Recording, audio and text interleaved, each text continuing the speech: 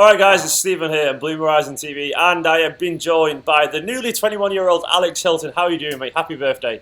Oh, cheers, Stephen. Yeah, I'm feeling pretty good. I'm pretty fragile. I think it's quite early in the morning, and I got quite late at night. But, this is early for You've managed to put a shirt on and everything. This is because it's the last thing that I've got that's not in the wash. Please don't feel I'm angry. But a lot more clean and a lot more enticing was Guardiola's football yesterday. City, I think it's fair to say, were impressive against West Ham. Off camera, I said battered. Alex didn't like that, but I think we were very, very, very, very good, at least at times in that first 45. But Alex, a man reborn under Pep Guardiola, Raheem Sterling, how good was he yesterday? Oh, I think the word of the day, I think is rejuvenated. I think that's the word I kept seeing on Twitter and social media. I think I don't know what it is about him. He does seem a little bit more confident in himself, and I don't know if it was that moment, that story that broke after the Euros. And let's be honest, Sterling had a tough time at the Euros, and a lot of the fans, a lot of the tabloids getting on his back. There was that story that came out that Guardiola had given him a phone call just to say, whatever happens, you're still in my team. And I think that just is indicative of Guardiola's style. You put the tactics, you put the tiki-taka to one side. I do get the impression that Guardiola is a very good man manager, and he is very good. Yeah. You know, well, I'm saying this in light of what's going on with Joe Hart at the minute, but it does feel like generally Guardiola's got a good relationship with the players and does seem to get them to play for him a little bit more confidence in themselves. And Sterling, yesterday we got to see what he's capable of and making the right runs and making, playing quite intelligently, which I haven't seen before. Yeah. I thought the very, very first goal is more impressive than the second one because it's exactly the sort of finish that Sterling last year would have fluffed, that composure, that flash in the pan. The second one, he's actually got a little bit more time to plan it through. It's a lovely finish to watch. Yeah. But I think that's something that he might have produced last year. 12 yards out, easy finish, supposedly. I think that's the one actually. That little bit of composure, that's what I'm more impressed with. That's obviously the Pep effect. The second one, that's just Sterling being incredibly good at football and having that in his locker that we've always known that he's got. And I think it's just that little bit of the difference that we need from Sterling. And that's what we're going to see more and more of, that consistency that we just didn't get from him last year. I saw his quote, Elliot, but from Sterling himself. He said that after the game he's enjoying his football. And if anything, Guardiola actually told him off for not dribbling enough. That's obviously totally different to last year when he was waiting for Kolarov to overlap him constantly, isn't it? Yeah, completely. Yeah, he said that in the post-match interview that it actually said, he'd had a go at me.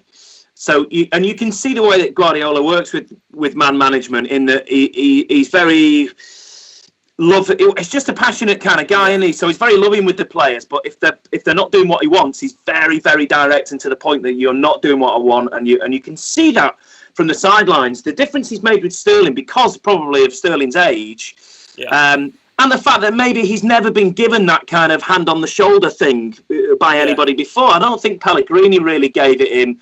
I don't think Pellegrini really knew how to identify with somebody from Raheem Sterling's background and somebody of his age. And I feel like Pep perhaps identifies with that a little bit more, and that's why the changes happen so quickly. You look at it; it's 3 or 4 weeks that Sterling's come on, and it's a very short space of time and you could only credit Guardiola with that, I think. Yeah, definitely. I mean, he's got the best out of him again. I mean, it's probably why we signed him a year ago. There was times last year when he just wasn't dribbling at all, and that was what we signed him to be, this decisive attacking midfielder.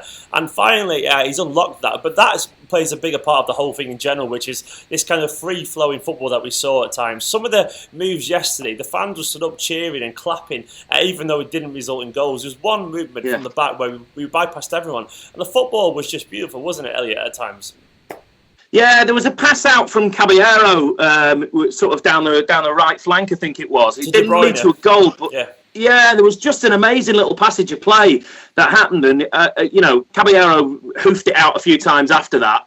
But it was just a little glimpse of kind of, we look like Bayern Munich, we look like Barcelona. That's what we look. There were times yesterday where we looked like that. And maybe there were times it didn't result in a goal, but the build-up play in the first half especially was out of this world. It was brilliant. Yeah. Is it going to be a case, Alex, so what we're saying, we don't look like Barcelona, don't look like Bayern, we like Man City. Is that the idea, to evolve the style a little bit into something more Premier League, I would guess? Yeah, I mean, I think there's a couple of things there that happen yesterday. I think also what frightens me is how much we look like a Guardiola team already. Like the sheer pace of which Guardiola's methods are coming in is, I think we all know there were going to be big sweeping changes and we were hoping there were going to be improvements. But it's just like, he's been in the job 7 weeks and you're already seeing players like Kolarov playing at centre back, and you're seeing players spraying passes out to each other, and it's so smooth and just lovely, right? What was that? Just that's what Guardiola does to me. I think in terms of in terms of doing I don't like the whole idea of let's be like Barcelona, let's be like Bayern Munich. So I don't like. I know there's with Manchester City there is the kind of underdog mentality, and we're all very lucky, and we all feel very grateful. But I also don't want to be like an imitation of another club and another more successful club. I want us to do it in our own style in the Manchester City way. And one of the things that I like about Manchester City is that since 2008, I still feel we've maintained a lot of our character. I think we've changed as a fan base. I think we've changed as a club for sure. But I think we have got a lot of our character. And I don't want us to sell ourselves. I think, with us signing some of the players that we have done, and I think with appointing Guardiola as a manager and his backroom staff, we are a little bit of an impression of Bayern Munich and Barcelona at the minute. And that's fine. Let's take the good stuff from what they've got. Not a bad impression, though. Yeah, let's take the good stuff from what they've got. Let's take the beautiful football. Let's take the attitude of winning and conquering everything there is. But let's just keep the Manchester City about it. And I think let's not focus too much on what's gone before. Let's focus on the future. Well, we did nearly bottle it when West Ham scored, so typical City is still alive and well there. I don't think that'll ever go, because that's part of our mentality as fans, and I'm almost certain it's part of everyone sat in that stadium at times. Guardiola doesn't know that, so he'll be confused. But in time, I suspect to see will be some variance in the game. Like we scored that goal for Fernandinho, the headed cross, the whipped. You don't get that from a Barcelona team, to be fair. You don't get that kind of whipped pace and that directness, and I do think he'll slightly evolve his style. Go on. You don't get that from a Manchester City team. I can't remember the last time that we scored on a set piece. And it was one of those things that it was absolute bottom on the list of things that I thought Guardiola would improve. But yesterday it looked like all of our corners looked actually like some thought had gone behind them, looked quite like they were going somewhere. All the set pieces and free kicks looked good, and it's just weird that that's one of the things that's come on as well. It just as a whole package, the team just looks better. It just looks more interesting. It looks like more is going on behind the scenes, and it's the most exciting time to watch City ever, I think. It is. No, I agree with that. I think we finally got the man that we want, and the signs so far are really good. There's no point denying it. It's kind of the really steely determination that has impressed me so far. But maybe that steely determination did cross the line a little bit. This is going to split some moves, I reckon. The Aguero elbow. Or the non-elbow, or the elbow, depending on what you're looking at. I know, Elliot, you think he might have meant to do it. Is that right? Yeah, it pains me to say it really, but I can't help. I've watched that video over and over, not as many times as the United fan has, but I've watched it quite a few times. And the two things for me: one, it wasn't an elbow. No, it was this area of his arm here, kind of swung of his hand. Yeah, but two, it did look like he meant to do it. There's no way around it. I can't deny that. It did look like he meant to do it. His fist was clenched, and he had an angry look on his face as he did it. Now, whether he was just trying to swipe him away, because, you've got to bear in mind that Aguero is constantly getting bullied and badgered by big defenders. And he stays on his feet. He doesn't go down easily in the box. He's a strong player. His lower body strength is incredible. He stays on his feet all the time. So he's not one of these players that will just flip-flop in the box and go over very easily. Yeah. So I think he's got that on his side. But it did look like a sort of a lash out in anger to me, definitely. Yeah, what was your take on it, Alex? Because I've watched it from a few different angles, and I missed it during the game, the live incident happened in front of me. I saw it from a few angles. I think the very first one, the one that everyone has seen, the one that's been retweeted 1,000 times, looks like a definite red. Then when you see the second one and you see that the elbow doesn't actually connect with Winston Reid's face, and Winston Reid's made the most of that.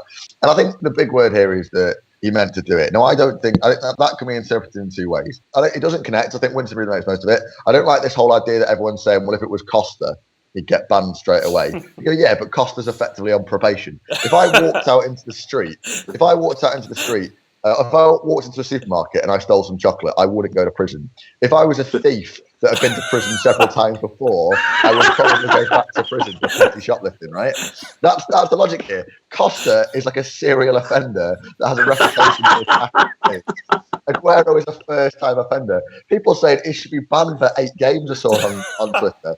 Give over. Just because Aguero is good at football, this doesn't give you an excuse. And I think maybe there should be a slap on the wrist, and there needs to be a reminder, because the serious point here is that I think it's instinctive. I don't think it's deliberate in the sense of he set out to hurt someone, but I think it was a conscious movement towards Winston Reid's face, and it could have connected.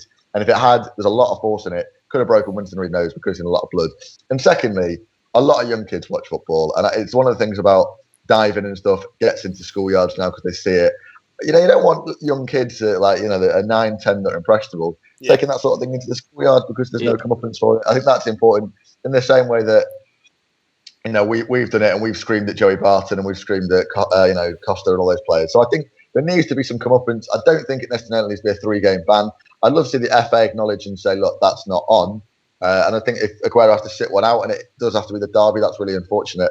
But equally, I don't think this whole 3-game ban or that he should be held out to dry or held to the same pedestal as Suarez or Costa or I'm still and Fellaini uses his elbows more than his feet. It's just don't put him in that group because he just isn't there. No, of course not. I mean, I'm still shocked by the revelation that Diego Costa is a shoplifter. I didn't know that, but that's interesting. Yeah, but it's practice, ain't it, mate? You can't help it. It just has to be causing trouble somewhere. But yeah, I don't know. I'm biased. I'm probably a little bit somewhere between. I reckon he kind of meant to just push back, if you know what I mean, because the guy was winding him up. And he looks like he's kind of he's like, you lead with your shoulder to push back, and he's done that. But we don't know. I guess we'll see. I think he will probably end up getting a ban because the paper and the media, the trial's already happened. It's on the back pages of every newspaper, so it's probably. I don't. Just as a quick interruption and an aside, I don't think the FA will respond to that particularly brilliantly. The fact that the FA Aguero's already amazingly, the fact that the media have already put Aguero on trial and that Twitter have already put Aguero on trial for this, I think will rankle with the FA a little bit. I think they like to be seen as making their own decisions not decisions that are led by the media. So I think that might backfire a little bit. Well, this comes back to Diego Costa, doesn't it? And it's the whole irony of everyone saying that Diego Costa would have been banned. Diego Costa never gets banned, does he? Regularly gets away with it. And I think I might be wrong on this. This isn't a point that I've researched, but didn't Costa get away with it when he stamped on Gabriel, the Arsenal centre half, and Gabriel got sent off to react to it, and Costa got to walk. And I think Costa got away with it for that very reason, that the media had a field day with it, and it was all over the back pages. And the FA pretty much said exactly that, in the sense that, well, you don't get to decide, Sun newspaper. We make our own decisions. I think Costa did walk for that, so you might see exactly that. But then again, the FA love to ruin City's day, don't they? So. Yeah, well, if it does happen, we've got a slight problem there. But one man who could be a potential solution is a man that none of us expected to see involved yesterday. Now, obviously, a lot of people would come for Iheanacho up front if Aguero was banned for the derby. But a man yesterday came on with Sami Nasri. No one expected him to be involved yesterday, but he came on and he kind of did a false 9 kind of scenario going on where he roamed between attacking midfielders, between the wings, and he kind of went everywhere. And if I'm being honest, he was surprisingly effective. I love Sami Nasri. I think he's an excellent footballer. There's just questions what he's capable of in terms of the mentality if you can keep it there, because no one doubts his technical ability. But is there a chance he could get a second attempt at impressing Pep, Elliot? What do you reckon? I think it worked. I think it worked in the West Ham game because he was brought on as a substitute. I think that's the key to that, is that he was brought on as a sub, and that's why he worked playing in that role. I don't think Sami Nasri could play that role for a full 90 minutes in a very important game. Much as I love him, and I think he's a great player, I just, he's not had enough game time this season for us to throw him in that false 9 up against Manchester United in arguably the most important game of the season. And I know it's very early on in the season, but they're the only people at the moment, Man United, that I think are fighting for that top spot. So I would say bringing him on as a sub, yes, fine. I'd rather see Kelechi start if Aguero was out. I probably would go along with the collection thing there too. But Nasri, has he got a second chance here now, Alex? Because Pep did say afterwards, it depends if he has a desire for this, if he wants to stay and fight for his role. Yeah, I mean, it's one of those, isn't it? I mean, with Sami Nasri, I was so excited for Pep to come and see Nasri. I really, really thought he was a ready-made Guardiola player. And in fact, when Arsenal was sort of trying to mimic Barcelona's style, back in the old days, Nasri was one of their key men in kind of creating that Guardiola style. So I feel like it's a bit bizarre that Pep hasn't relished him. But then again, look at the players that he's competing with at the minute. Nasri, he's competing with De Bruyne and Silva for a starting place. I think there's a very small handful of players in the world that could compete with them. I don't think Nasri quite makes that cut. And if Guardiola is trying to reinvent him, I think that's a positive sign. I think obviously Nasri can come off the left as well, so there's that whole room. If Milito's unavailable, if Sterling's unavailable, Nasri can come in there, and he is quite versatile, Nasri. And I think it really is interesting to see sort of Pep experimenting. I am with Elliot. I don't think he's one to start in the derby, just because yesterday was like the ghost of Sami Nasri. I thought, yes, he was very effective, but I still think in his own head, I don't think he looks like a fit player that's ready to play 90 minutes. That looks league ready. We barely saw him in pre-season. We've not really seen him, in the full season at this point yet. And it does. I'm finding quite a way to work out, and I can also see Nasri being one that doesn't, at this point in his career, doesn't take too kindly to a massive fresh challenge, and he could be one that I think works his way out the door. Maybe there's rumours, isn't there, about I doubt before Wednesday's transfer window, but I can imagine, next summer I think he'll be one that's PSG or Real Madrid or off to China or wherever it takes his fancy. I think he'll be one. I mean, obviously we've got as well Sane and Gundogan to come back, and obviously Kompany's nearing fitness as well. Claudio Bravo will be back in goal soon. So there's a lot of players to come back into the squad, and that means less spaces on the bench. That means some people are going to be sitting in the stands, and he could be one of those potential casualties in this role. But one person who won't be, and I want to shout him out just because once again he was excellent, totally underrated, Fernandinho. He's just a consistently excellent man. And Alex, will people finally wake up and realise outside of Man City's fan base how good he is? Yeah, I think people are growing aware. I think he's doing what Carrick did for Ferguson's United. I think in terms of just doing what he's told, being there in the background, can really play the ball, can win it back when required, and does the dirty work. And I think the dirty work is a significant point there, because I think we talk about players who should have been sent off. Fernandinho should have gone 5 minutes in. That was a horrendous challenge. I couldn't see that. If that was on. Was it bad? Yeah, it was horrific. That was 65 minutes. It's a straight red, and he got lucky there. And I think he made the most of it. He took his warning very kindly. The yellow card. He took his warning very kindly. Went on, scored a goal, and was magnificent throughout the game. And I think he's a player that Guardiola is really, really making the most out of. And we're seeing him as the scoring octopus. And what was great is that is now so effective. We're seeing Pep play a 4-1-4-1. And letting Silva just run away and do what Silva does best, and know that he's got Fernandinho behind him, and it's magnificent. And what's great as well was yesterday that the back four had so little to do that Fernandinho didn't necessarily have to drop in like we've seen him do under a Pellegrini team. He can literally just have that sort of 30 yards. I'm not even what you've got, a 30-yard channel which is just his, and dominate it. And all the West Ham players that can be really dangerous on the day, like the Kuyates and so on, were pretty much nowhere to be seen because Fernandinho is just so effective. He's good, isn't he, Elliot? Yeah, he's been given the space to play in, like Alex says, and that's made such a huge difference because he controls space very well. Fernandinho that's his strength. The headed goal was great. It was a year since his last Premier League goal, up to the day actually, the day since he scored his last Premier League goal. Yeah, so it was a bit like a birthday goal for him. It was. Sort of climbing headers. What? Man City don't score. No, we don't. We just don't score headers in the first place. I mean, who's scoring headers? Nobody. So that was a great goal. It was very surprising. And I do hear now increasingly pundits mentioning his name a little bit more. Prior to that, it was only, like you said, Stephen, it was only City fans that would talk fondly about Fernandinho and realise that he is a really, really great, very underrated player. Now I'm hearing people like Graham Souness and people like that sort of, really championing Fernandinho. And I think Thierry Henry mentioned yesterday on the post-match commentary what a great player Fernandinho was, and how he'd really come on under Guardiola. So, I think the word's kind of getting out there. I think other players are going to be frightened of Fernandinho. He's one of those players that I'm sure other teams' managers will be going, keep your eye on this guy, man. He's good, and he'll sneak up on you. Well, he's going to be one of the big kind of components of the derby game because it's going to be him on Pogba. It's going to be him on Mkhitaryan. He's going to be direct on this. But I fancy his chances. I genuinely do. I think he's an intelligent, versatile player, and I think he's going to be a big part of what we do this season. But we could talk forever about this game. But obviously, the next one up is the derby. Quickly, are you feeling confident, gents?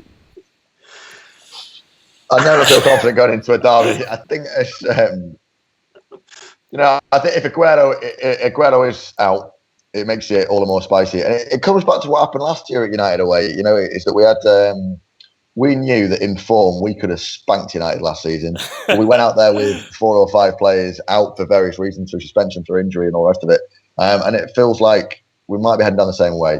Yeah. That said, I think it's going to be possibly the biggest derby in my lifetime. I think, in terms of as a spectacle, the potential is there in terms of, you know, both sides have got amazing players with amazing reputations. You know, you're throwing in Pogba and Ibrahimovic into it. You're throwing the whole Sterling kind of rejuvenated. Hopefully Aguero will be there. You've got, I think, the 2 best managers on the planet.